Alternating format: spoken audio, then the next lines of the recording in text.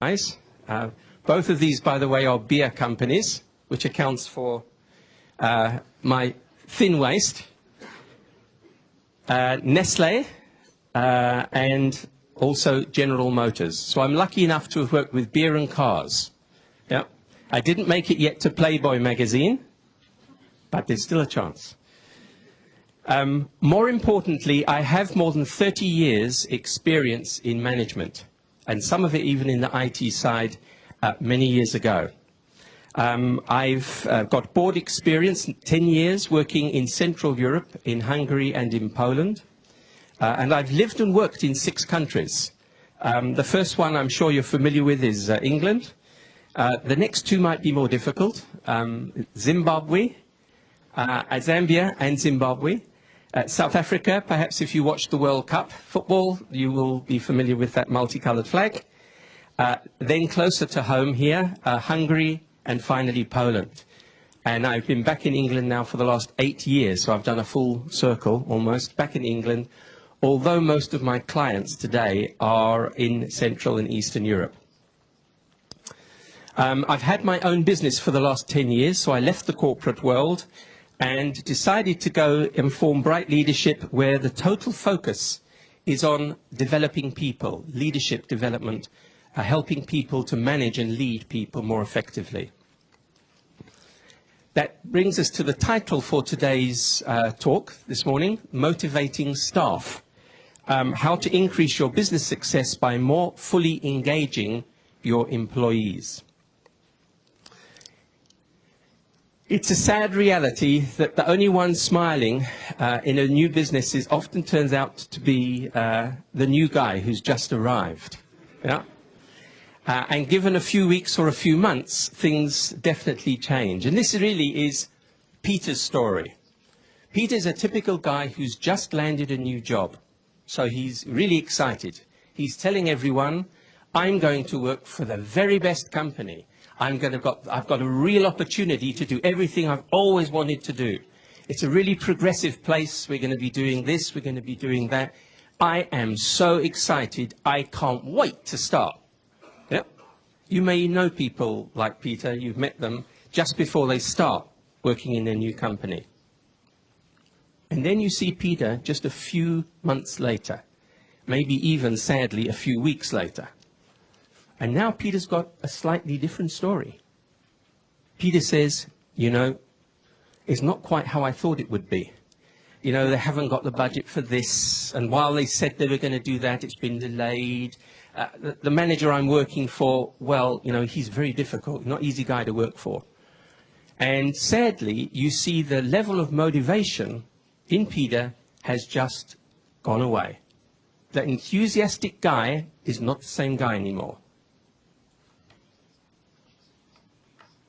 Now, what about Paul?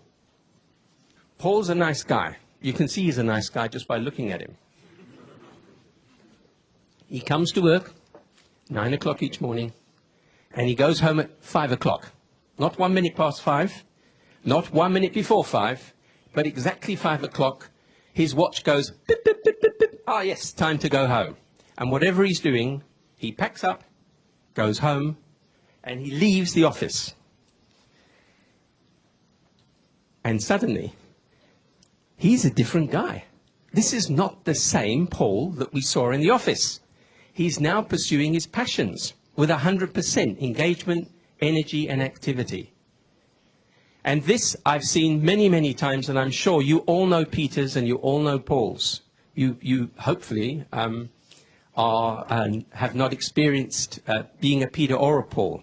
But sadly, many people do have those personal experiences along the way. So why is this? Why are some people so highly motivated and fired up, and others just lose the will to work? They just run out of that energy. We call this employee commitment, this extra effort, employee engagement. And here's a definition. An employee's willingness to put discretionary or extra effort into their work in the form of time, brain power and energy above and beyond what is considered adequate. And that's from a fantastic book called The Extra Mile, by David MacLeod and Christine Brady. David MacLeod was commissioned by the English government shortly after this book to look at UK engagement levels. And I have some numbers to share with you which are rather sad about the UK workforce. Another definition, and this is from the MacLeod report, same guy, but this is the one that was commissioned by the UK government. He defines now when the business values the employee and the employee values the business. Yep, a much easier one, straightforward, you know. So what does it look like when somebody is engaged, highly engaged in their jobs? Well, firstly, they understand how what they do connects in with the bigger picture. They're interested, not just in what they're doing, but how it fits in with the rest of the team. They're personally motivated to help in that success. So you'll see those people, when someone's in trouble in a project team, stepping forward to try and help and support. Without being asked, they'll see there's a need that they can help on. They care about the future of the organization. If they see something which isn't right, they don't just ignore it, they speak up about it in a positive, constructive approach way. Not criticizing and just moaning and groaning, but in a positive, supportive way. How can we fix this? We need, with suggestions as to how they could improve. They are willing to put in more effort than you might imagine. And those of you who either you are or you've worked with those people, they never seem to go home. And if they do go home, they seem to take their work with them. They would recommend the organization to a friend as a great place to work. That's the acid test. Because when the friend says, are there any jobs in your company? When they say, I wouldn't if I were you, you know that they are not highly engaged in their business. Engagement is something the employee has to offer. You can't require it as part of the employment contract. Yeah? You can't tell people, listen, when you come to work, you will be 100% motivated all the time. Yeah? You can say it. But the reality is, people are people. They will do, they will respond and react the way they are treated with the opportunities around them. What percentage of staff do you think would be described as highly engaged in an organization, typically on average? Could we have some figures? Yeah. 20? 10? 20? All low numbers, yeah? Yeah. All low numbers. Well, the figure from the research that was done by the Towers Perrin Global Workforce Study in 2005 in the UK was 12% described themselves in ways that could be interpreted as highly engaged. They're your Peters who've arrived at the company and either found it's a great company, it's lived up to its reputation, yeah, and they've been able to stay as motivated as the day they took on the job. 65% are the Pauls. The Pauls come to work, they do their 9-to-5 bit, remember? 2/3 of the British workforce do what they have to do not to be fired. Yeah? And they get paid every month. Not enough to get them to fire them for underperformance, but definitely no more. And a staggering, 23% describe themselves as disengaged. Now, this is something that's not Peter and not Paul. These are people who are actively looking for another job somewhere, are switched off, and absolutely undermining the business, dragging the other team members down, and bad-mouthing generally the business, the company, every opportunity they get. I want to share with you a real story that happened to me a couple of months ago, which describes just how damaging disengaged employees can be. At home, we have a double-door fridge freezer, one of these great big ones with 2 doors, freezer one side, fridge the other. And I have a maintenance contract for this and a few other appliances. And one day, about 2 months ago, maybe 3 now, I opened the door the light started flashing in the fridge, and it was going like this, and I thought, what the heck? I shut the door, and then switched the power off, because I thought that this must be a short about to happen, some real problem. So I phoned up, and sure enough, the insurance company sent round their technician, and sure enough, when he replugged it back in again, it was working perfectly. No problem. You know, Murphy's Law. And you know, the moment he walks out the door and shuts the door, it'll go, and you've now got to start the process all over again. While he was looking at this fridge freezer at the back, a phone call came in. And because he was at least taking a look to see if everything was all right. And I heard the conversation on his mobile go something like this. Yes? No, I can't. I'm already working in my lunch hour. No, I've already taken on 2 extra jobs today. I've got a full program. I'm running behind as it is. All right. And he put the phone down and he said to me, my boss just doesn't know when enough is enough. I am furious. This company just doesn't treat me like a human being. Yeah? I'm just a robot that has to do more and more jobs. I won't get home tonight till late. Again. So he said, you know what I'm going to do? I'm going to fit a new motherboard in the back of this thing, just in case, to save you having to call us out again. Now, I don't know if you know too much about today's modern fridge freezers, but the most expensive part is the little motherboard that controls everything at the back. I know because before I had insurance, I had to replace one of these, and I knew what it cost. He scheduled it, he ordered it, and he personally came and fitted it 1 week later. Big cost to the company, but it was his little way of saying, I'll show you. Can you imagine if he's doing that every week, once a week, 50 times a year, what is costing the company? And if they've got several hundred engineers all over the country doing that, what is that costing the company?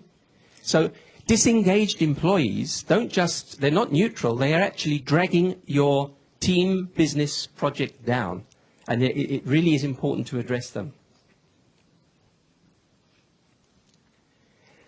Now I'm going to share with you some research about what is the impact of disengaged employees and highly engaged employees. What we've found that the Corporate Leadership Council report shows that on average, people who are highly engaged generally perform around 20% better than those who don't. 87% report they are less likely to leave the team, the company, the project, because they're happy where they are.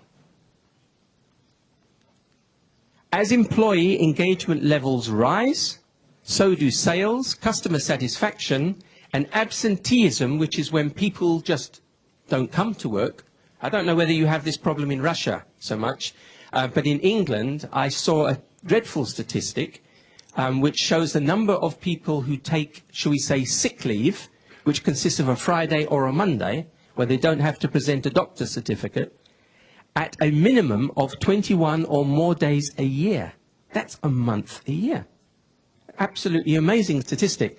And because, and what happened was, I take my kid to school every morning, and on Friday, when I'm at home anyway, on Friday morning, I always notice the roads are empty. Absolutely empty, which is the converse of most other countries I drive in. Fridays, everyone's got their cars out because of they're going somewhere after work. And someone said to me, do you know why Fridays are so, empty on the roads? You can get to school in half the time and so on. And I said, well, I guess that it's because Friday night is a good night to go out and have a beer after work.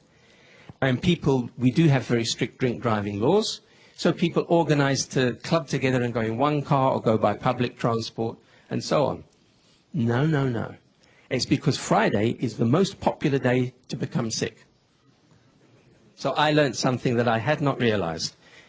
And you will find that it's those employees who are generally disengaged that will always take Fridays off. Yeah, always. Nearest truth. So, another study showed that 15% increase in engagement levels in a company leads to 2.2% increase in operating profits. Now, 2.2% might not look like a lot of money, but when you think that some companies' operating profits are in the millions, or even in the billions, you start to get a picture of what it's costing businesses to have disengaged employees. A lot of money. I'm not disengaged. I'm not disengaged, I promise you. Let's get back in here.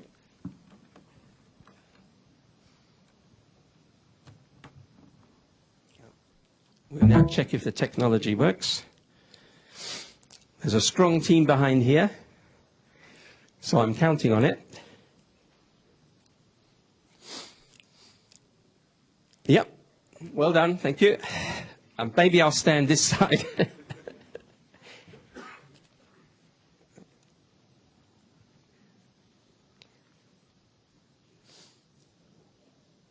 Now, some important numbers that businessmen like to use. Operating income, which is in fact what we sell. That's how much we earn. Those companies that have a high proportion of highly employed, highly engaged employees report a 20% virtually increase in earnings from this year compared with the prior year. Whereas low levels of employee engagement, minus 32%. Net income, which is what you get after paying the tax man and everybody else, shows an increase, a staggering increase of plus 13 versus negative growth.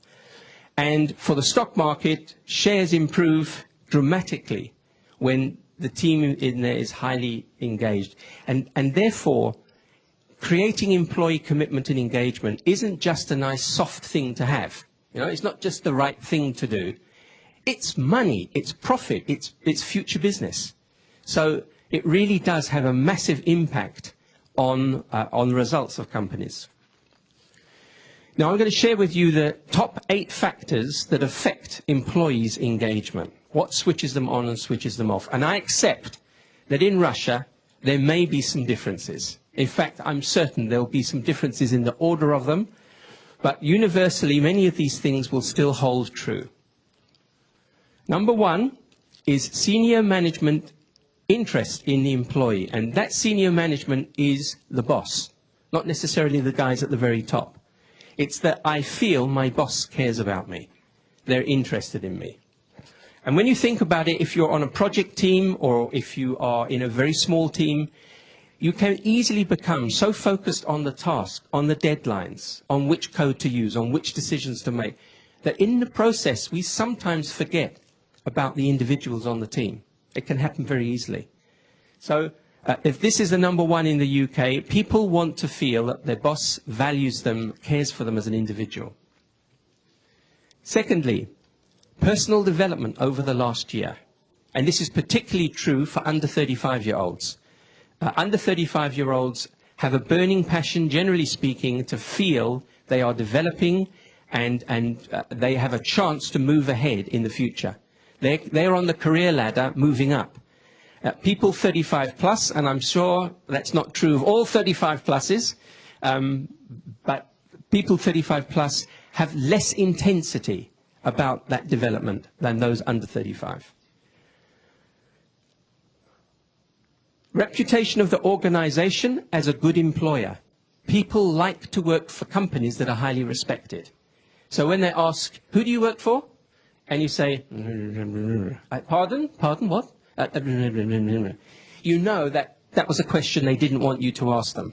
But when you answer like Microsoft, IBM, or one of the other great big software people, you know that you have companies that people respect, they admire, they say, yeah, because some of that rubs off on all the people who are working inside it. You know, you hear how people say, wow, you work for Microsoft. Wish I could, yeah. And those are aspirational. But when they say, oh, I'm sorry to hear that, you know that you're in the wrong place. Yeah. The fourth one, input into decision making. And this, in a more recent study, actually came out as the number 1. People want to feel they influence the outcome of their team decisions, their projects, things that they're involved in. If they don't, they feel very much as if they are being used, that they don't count, that they don't have value. So it's important that people have a voice. Their ideas and suggestions are listened to, even if they're not acted on, they feel that they were truly considered as part of the decision-making process. Number 5, the benefit programs generally meet my needs. So it's not about having the best benefits, it's about saying they're okay for what I need, they meet my needs. 6thly, the organization focuses on customer satisfaction. Now that is really important. So companies which have a tendency to say, let's screw the customer, yeah, that translates into people feeling, I don't feel that I'm actually doing the right thing. I'm not adding value to my customers.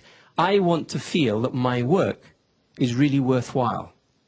Can you imagine a software programmer who brings his coding to you to evaluate, and you take it, you look at it, and you throw it in the dustbin?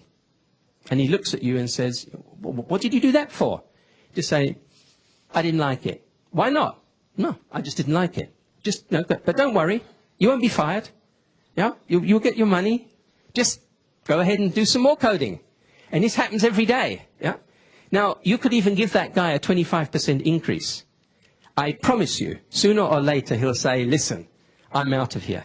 Yeah. Because he feels I mean, it's an extreme example, but his work just doesn't have any value. It isn't used for anything. It isn't satisfying customers' needs. So we have a need to feel that what we do meets with the customer's expectations. Companies which abuse their customers tend to find more people are unhappy inside the company as a result of that. Number 7, my manager inspires enthusiasm for work. Now, there's a difference between a manager driving people like this poor technician who is trying to fix my fridge freezer by overloading him and inspiring him. An inspirational manager will help a person see where what they've done helps the bigger picture, the team, the project, whatever. It makes them feel that what they've done is heroic and inspires them to do even more of it. So it's not about driving people into the ground or underground. It's about inspiring them to do their best.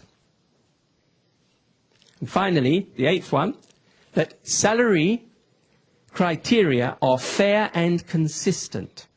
Now, what do we mean by fair and consistent?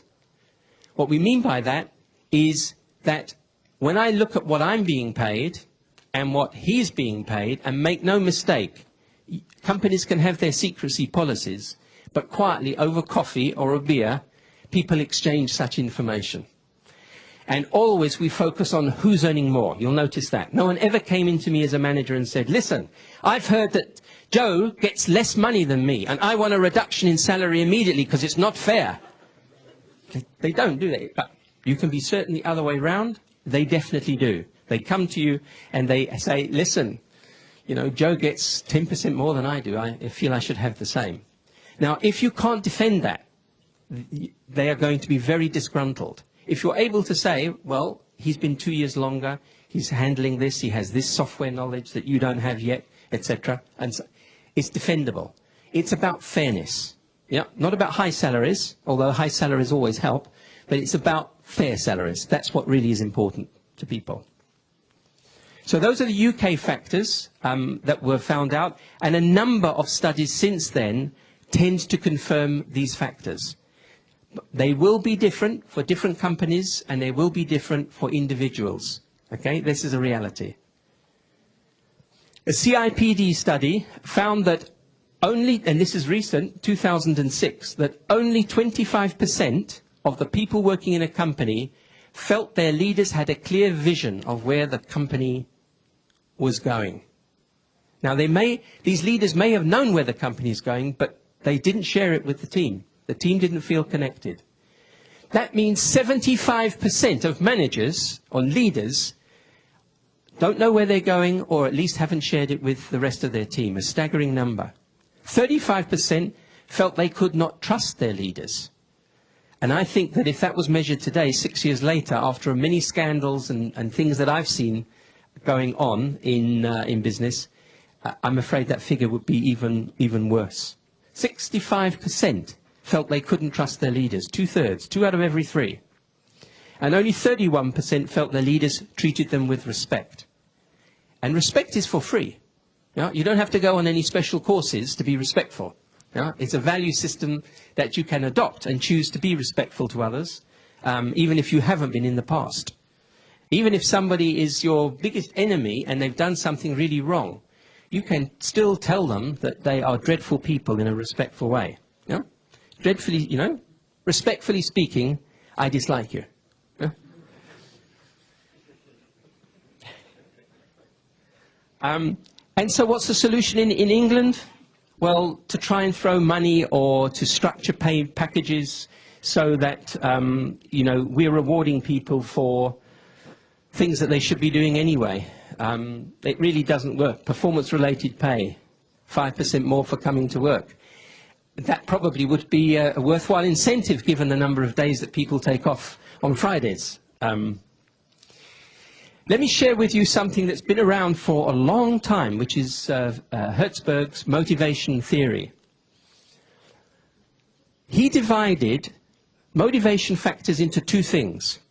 One set he called hygiene factors: company policy, supervision, interpersonal relationships, the relationship with the boss, work conditions, job security, and salary. He said these are not motivators. Or if you think they are, they really don't last very long, you know, a day or two or a week at the best. He said that the absence of these may be demotivational. Yep. So these have got to be right. If you work in a company, then you need to have a reasonable salary, a fair salary for what you do. If you feel it's unfair, you're going to be demotivated. And likewise, if you're told every 5 minutes that your job is likely to go, again, you'll become demotivated. He said that the motivating factors were achievement, recognition, the work itself, responsibility, advancement, and personal growth. And that the presence of these may be very motivational, because not everybody wants exactly the same thing. I guess you've come to notice that. Some people seem to be hell-bent on going on training courses, other people seem to be hell-bent on money, and other people seem to be hell-bent on just being recognized and will do anything to be seen, recognized, and so on. We all have different needs that drive us, and they change over time as well. So what he says here is that these are the sorts of things which that feed people's, shall we say, motivational levels. And often these are the things that people say, it's not happening. I'm being taken for granted. I'm not being given opportunities to work on challenging assignments. Yeah. I don't get developed at all in this job. I'm just being, shall we say, milked for what I'm doing. McGregor had also an interesting theory, also from many years ago, which still stands true. He said that there are two types of manager, two types of, shall we say, thinking they apply when they're leading teams. The one, Theory X manager, believes that people basically dislike work. They come to work because they have to earn money, but you know, the reality is, if they had a choice, they wouldn't come to work. People need to be therefore forced and controlled in one form or another if you want to get anything out of them. People avoid responsibility and prefer to be directed. They'd rather let someone else make all the decisions and that they just then carry them out. People seek security, and that management's role is to coerce and control employees.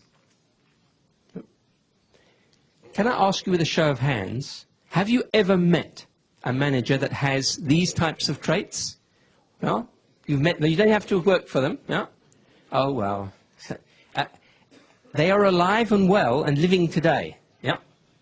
Despite 50 years of it being proven that in general, Theory X does not bring out the best long-term results in a team or a project. There are times when you need to do some of these things. I'm not saying there aren't times when it's not necessary. But as a general style, as a long-term style, this generally produces less results than Theory Y managers, where they believe work is natural, that people will exercise self-direction, that people will commit to objectives, that people accept and seek responsibility that fits what they're able to do, that They will use creativity to solve company problems.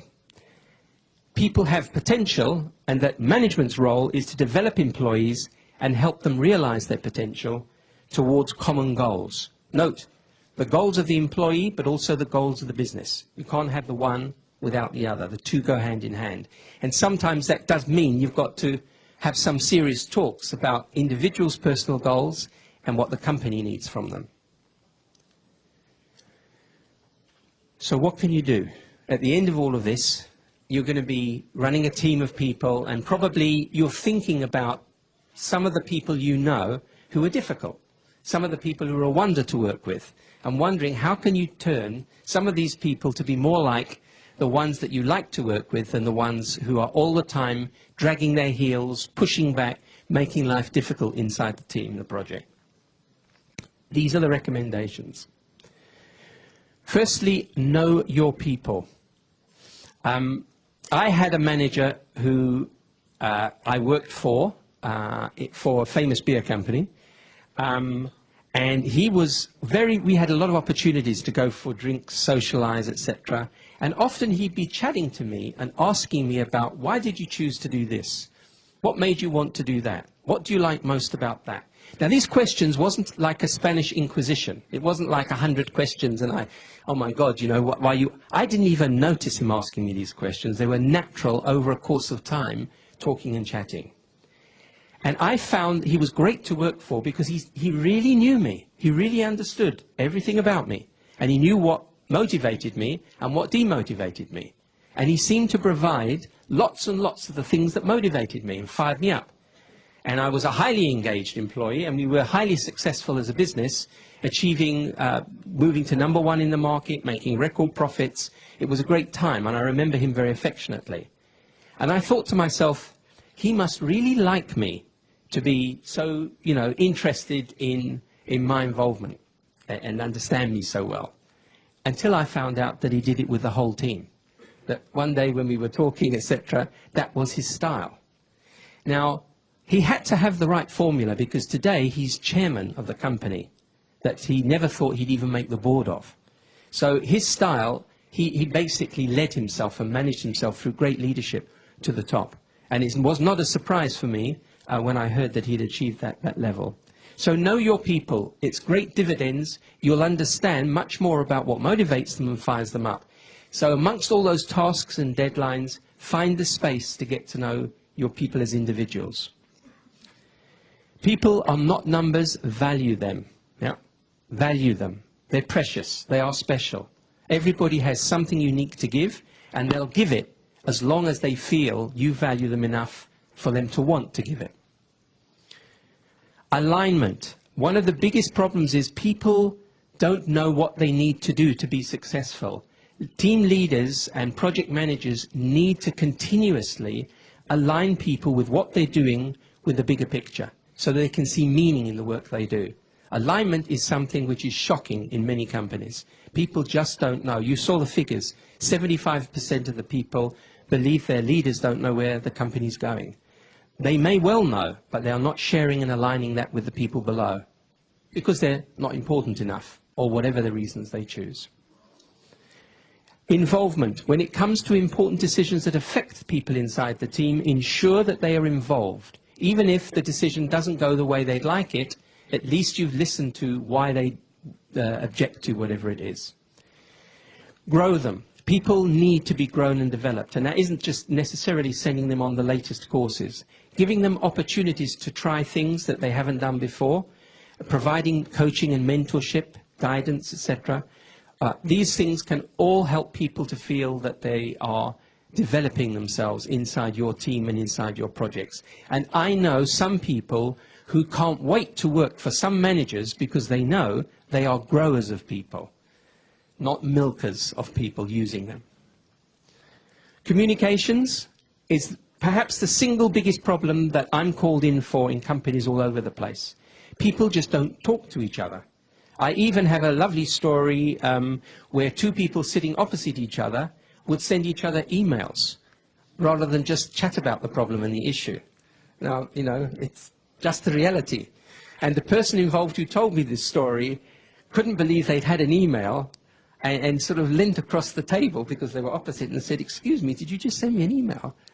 "Oh, yeah, yeah, yeah." So, you know, communications is an important part of establishing links between people. We sometimes take those communications for granted. You cannot really over-communicate. Customer focus. If you, in your team, everyone has customers, trust me. Whether it's internal customers or external customers, there are people you're producing goods and services for. Make sure you know who they are and go out of your way to ensure that whatever you're doing, the whole team knows that the customer is king. Now, I know there are some issues about customers who are very difficult and customers who want to change things all the time, but there are methods and systems, and you heard some of them a bit earlier, and there are a lot more, I'm sure, of dealing with those people. But the reality is you need to be sure that customers are at the heart of whatever you're doing. No customers, no business. Lead by example. Never ask anyone in your team to do something you would not be prepared to do yourself. Sometimes you have to even roll your sleeves up and say, "Look, let me show you how I'd like it to be done."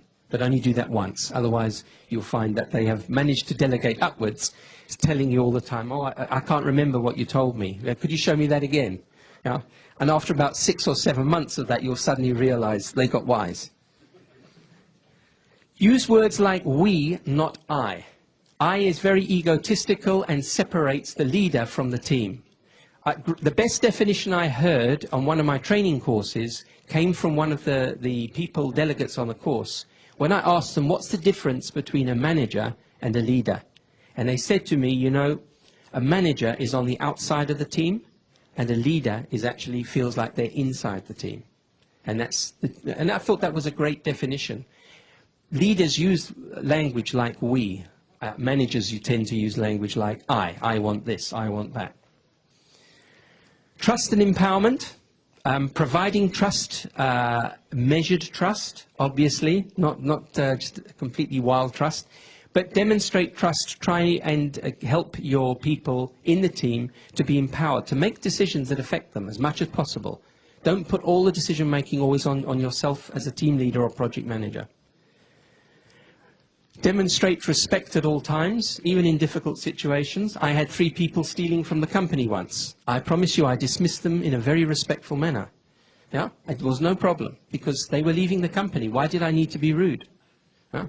I was disappointed, but at the same time, I did not need to be disrespectful. Deal with underperformance. Inside a team, if you fail to deal with people who are not performing, the rest of the team can see it. And they feel their leader is weak as a result of that. You must address underperformance. Don't brush it under the carpet or hope it will go away. It's very powerful when you address underperformance in the right way. And recognize those people who are doing well, who are highly engaged and giving their best. They will feed off that, and it will just drive them even more to remain highly engaged. Okay, I'm now going to attempt to show you a DVD. This DVD is based on a place in America, a fish market, which is why it's called Fish. And I want, before you see the movie, just give you some background. Can you imagine getting up in the early hours of the morning when it's pitch dark, going down to a place which is very cold and damp, opening boxes, shoveling ice, and getting slimy fish, and putting them onto trays and etc., ready to sell, and then spending the rest of the day, sometimes up to 12 hours on your feet, selling the fish. This was a highly, shall we say, boring, dreadful condition job. How do you become motivated in such an environment? Here was a company that managed to create a highly motivated team, and what impact it had on that process. So if you just bear with me while I put it on, we'll just see the DVD, and then I will conclude with just 1 or 2 summing up slides.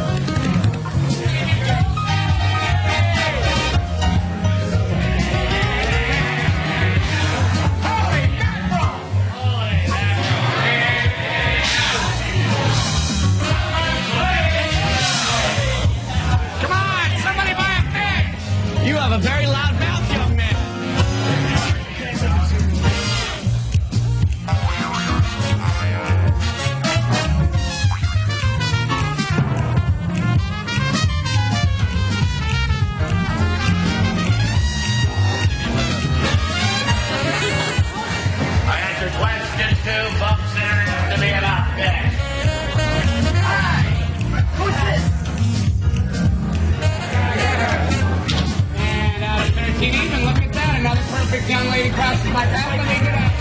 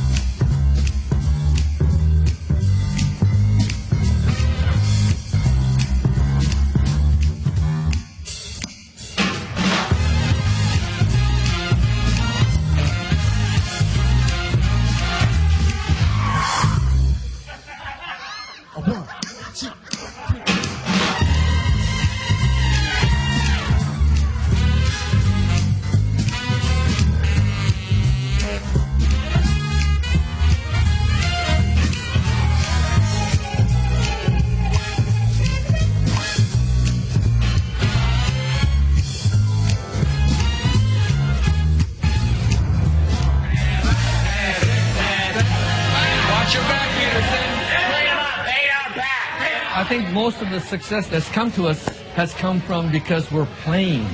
You know, we're not, what we're saying, working. We're actually playing with each other. Listen up, bro. Listen up. It's a place where you make it fun. I don't know how it happened. It's just fun. 14-hour days, it's fun. Too much coffee! Too much coffee! Any job can be boring if you make it boring, but if you make it fun, you know, and just imagine 12 guys just having that same mentality. I mean, no matter how bored it is, no matter how busy it is or slow it is, it's going to be fun. Go to lunch! It's not just like you come to work and it's fun. It's like you have to regenerate it every day. And it's actually like a, something that's hard to do at all, but if you're just going to stand around, you're not going to have fun. So we make it fun by being crazy and doing little things and having fun with the customers, and in turn, you know, they have fun back with us, and we're just real people, man. We're not fake.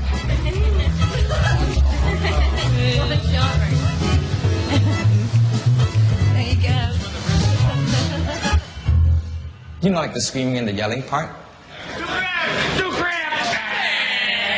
That all came about as a joke. You know, my brother-in-law, Terry, we used to call him Bubba. You know, one day, you know, he got all the guys together because JP was talking to a customer. And he said, when JP yells out the order, let's all yell it, repeat it right back to him. And that's where the magic came from. You know, he turned around and said his order. I think it was 5 crabs flying away. You have 8 guys yelling back, 5 crabs flying away.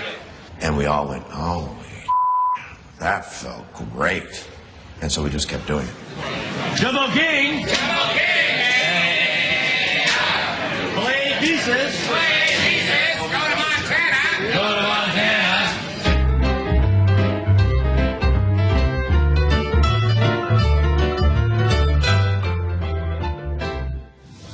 Well, I work in a salon. I don't think it would fly there. Why not? Where you throw hair? I mean, that's fish. You know, and you're not going to throw your cathode ray tube. You know, you're not going to throw that. I know. It doesn't matter. You know, it doesn't have to be throwing. Customers, that's what we need. Somebody buy a fish! I don't think it has anything to do with fish at all. You know, it doesn't have anything to do with the fish itself. The fish is like the second hand. It's like the byproduct of what we generated. Yeah. Prescription glasses? No. No? Oh, God. Oh, God. You find ways of playing. You can do it. Put them out there. Put them out there. Put them out there. Put them out there. All right. Kelly! There's a million different ways of playing. You know, it doesn't have to be throwing a fish. That's, you know, that's like that's getting stuck. The moment you try to imitate us, you're stuck. Because you're not going to have the same things happening to you in the same sequence. Anybody can do this. You don't have to throw fish. You just have to have the energy. You have to have the commitment. You have to have fun. You have to have fun at work.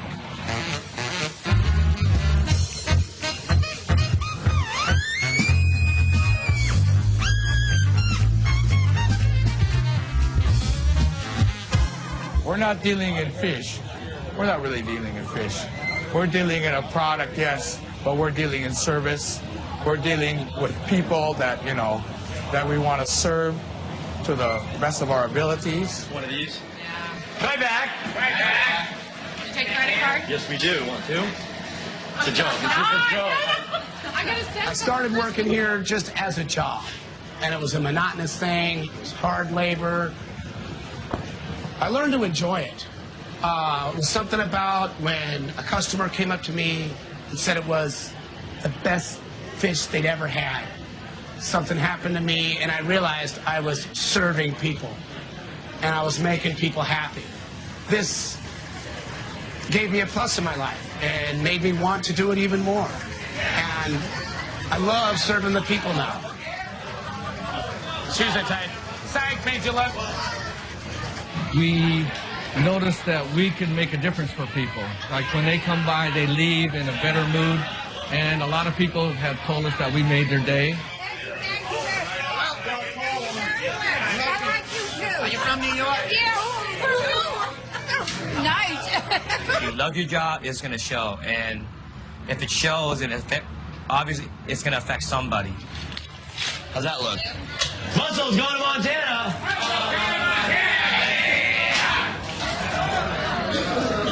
Whoa, what? You know, when they see that we're having fun, it's like a feeding frenzy. Everybody wants to join in with us. You'll never be shy again, and you'll have a huge breakthrough in your life. Okay. Oh, okay. Hey, that works. You go, girl! All right.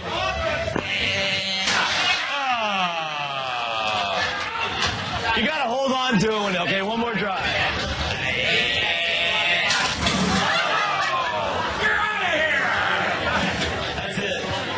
The fun we have behind the counter, that fun that we have amongst all of us, amongst coworkers, you have to let the customer in that also as well. And providing different customers, different people are going to have different reactions to it. So all of us almost like have psychology majors, man. You get the feel for other people. There's a lot of times you'll see customers walking by with these grim looks on their face. They're grouchy. They don't want to buy fish. They don't have any money. Life is horrible. And, you know, we'll say something or we'll acknowledge them.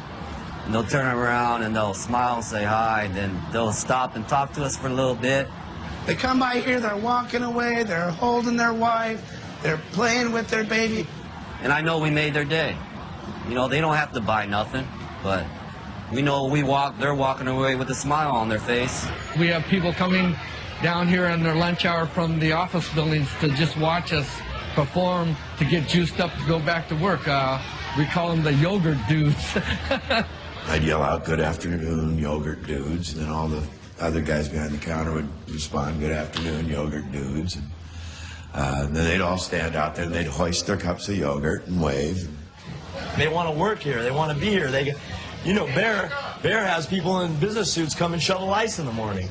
We've actually had them doing the wave thing, you know, like they do at football and basketball games, you know. And it's just so funny because then people from across the street on First Avenue, they'll come down just to see what all the commotion is about. And, you know, and that's just the excitement that we love to have, because when it's exciting like that, the time goes by fast, people are having fun, and they're also, by the way, buying our fish.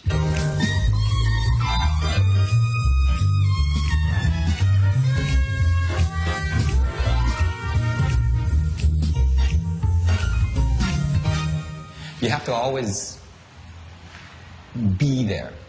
And by being, I mean constantly be aware of what the customers are saying, whether you're on the phone or actually dealing with them face to face. When you're present with people, You look right at them, and just like when you're being with your best friend, you're there. You're there. You're just being with them. It's just like being with just them. And everything else is going on around, but you're still taking care of just them. It's about who you are while you're doing what you're doing. You know, who are you going to be? Who are you being while you're doing it? You know, are you being, this is a lousy stinking a job, or are you being, well, we're just selling fish, or are you being, you know, world famous? You know, it's like, you know, you're going to do something differently when you're being world famous than you are if you're being impatient. I spent a lot of years rolling my eyes when people asked me questions because other people had asked me that question. And how could they be so stupid as to ask me a question somebody else asked me 10 minutes earlier? Well, we'll look around. Maybe we'll think about this. Like we could order it today and you could ship it another day. Yeah, we also ship. This is packing it up so you can take it with you. Because if I was going to be honest with myself, that person that just asked me the same question I heard 10 minutes ago doesn't even know that person 10 minutes ago. You know, they're just honestly asking me a question. Be with the people from moment to moment as you're speaking with them, because they are future shoppers. If they're not buying now, they will buy later. We acknowledge them when they walk by, even if they're just looking, and they like that, you know. We don't ignore them. Like I noticed some places, they'll just won't acknowledge people. It's like, you know, when the waitress comes up to you with the meal, it's just like sets it down, doesn't get a chance to look at you. And you go up there to the cash register and they're looking down at the numbers and they don't even really acknowledge that you're there. They just kind of take your money. When you're at work, you know, you ever notice there's times where you kind of, you know? So, I mean, you got to really pay attention to those that time that you're not present here. Because you go to sleep and, you know, I do it, you know, I think, man, if I hadn't slept right there, I missed somebody right there. Make a big old curvature right on back over here now. Come on over here. We got beautiful fish for beautiful people. And we, 95% of the time, are present from moment to moment. So you just have to keep bringing yourself back to being present. You're here now. Do what you have to do.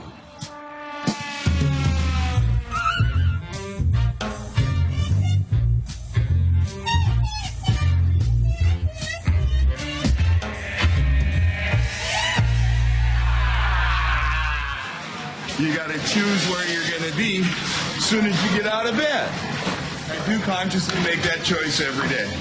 So what's it going to be today, Bear? Well, I already chose to be at work. I'm going to be here, making a living. So I got a choice. I can either feel, I can do what I can to have a good time or not. One crab. You can instantly change how you are right now inside of you and be, you know, you kind of would have to work at it for a second, but then pretty much it would set right in and you'd be genuinely upset inside. Or you can actually just make the choice to be kind of, you know, well, this is a good day, it's happy, you know, and nothing, you know, everything's going to be great. You kind of like, you know, you got to kind of work at it and think about it, but the day starts to come good, you know. And things aren't as, you know, things that come at you aren't as, you know, things that are bad aren't going to be like, they're so bad. You know, it's like you can just kind of roll with things. Actually, I chose and made the choice to be happy today. I'm working on like 2 hours sleep. Being the 24-year-old young buck that I am, I decided to go for it. See, I'm talking to you and I forgot that I have to make change from that saying. Oops. Young lady. Thanks, man. Have a good day. See you later. I don't want to wake up at 5:45 every morning, but, you know, I have to. And you're going to be upset all day, or are you going to be happy all day? You know, I mean, not necessarily like all day, but for the most part, you know. Well, be happy, man. Even if I have a pinched nerve or something, I can always laugh. You know, there's always something I can laugh about. It's unacceptable for me to be in a downer mood, man, and it's no fun. And so I need to. It's not that I need to at all. I want to. So I, you know, have a fun day, get through it, sleep tonight, and everything will be good. It's a simple choice. That's all it is. have it. Ah! Make the choice. Be happy or don't be happy. You know, wake up. It's a much better world to live in. Works for me. Do I ever miss? We're back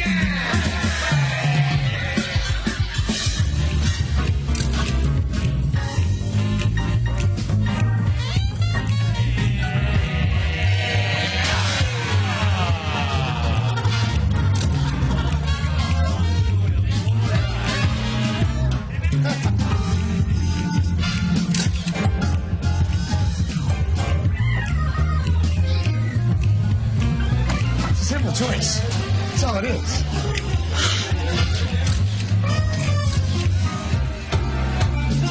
I have it.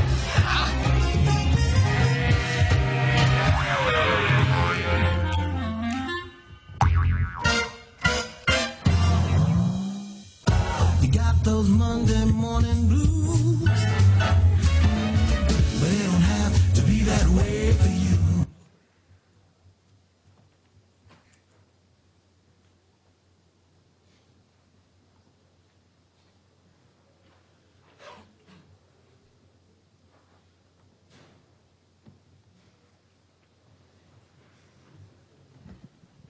Okay, so that's fish. Oops, we're going the wrong way. I just wanted to finish up with one quote. Oh, sorry, your questionnaire you started with. Question 1, 2, 3, true. Question 4 and 5, false. Question 6, true. Question 7, false. Question 8, true. I'd like to thank you very much for your attention, and really great people make you feel that you too can become great. I'd like you to leave you with that. Thank you very much. Thank you.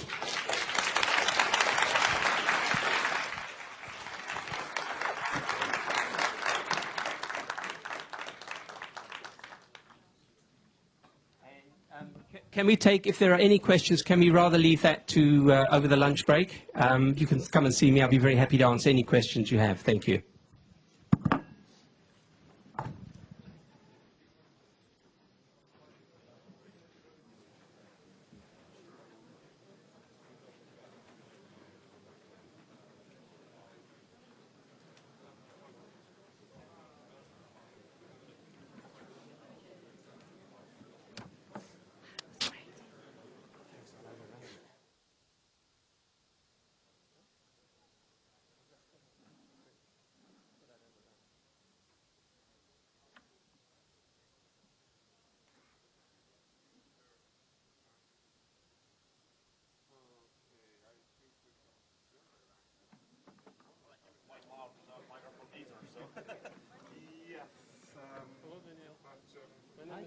Translator will have a problem. It was really pleasant presentation. Wasn't it? And, yeah, I have a question. So we'll have a second. So, this is not how it works. This is on the start. Do you have a microphone? Big question.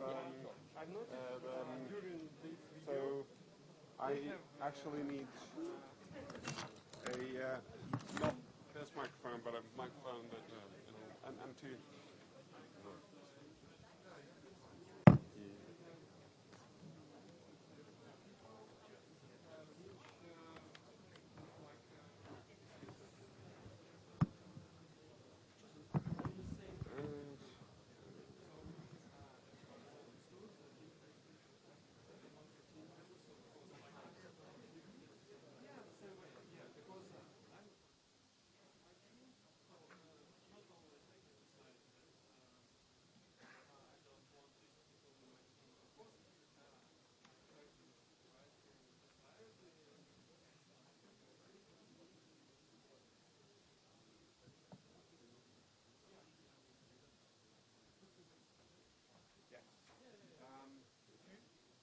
Because I'm having someone from the audience as well. What? I need one more. So I need two. someone from the audience who will join me on stage. So he will need a microphone as well. Я могу перевести. Так, пожалуйста, скажите. Он говорит, что он будет со мной. Я буду ассистировать, и вы нужно держать такой микрофон. Может быть, у вас тоже существует микрофон? Wonder if we can use this one. It would be much better if we could have a second one. Дело в том, что мы просто пишем на клавиатуре, было бы здорово, если